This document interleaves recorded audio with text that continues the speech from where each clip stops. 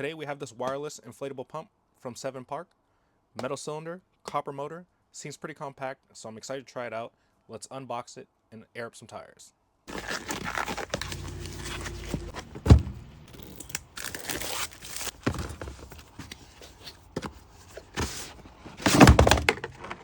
Alright, we got the unit itself, the hose, some fittings, and the charger.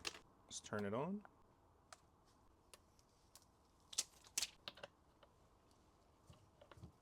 It looks like you can adjust the pressure here. Switch through whatever you're pumping. Basketball, car, motorcycle, bicycle. Alright, manufacturer recommendation for tire pressure is going to be 35 psi for this Acura MDX. We're going to input that in the pump, and we are going to pump it from 30 to 35 and see how long it takes. It's currently at 28.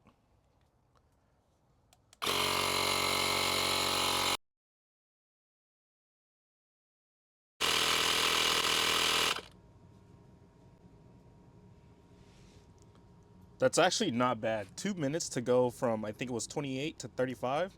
That's actually pretty good for a pump this size. Definitely something great to keep in the back seat or something like that, just in case.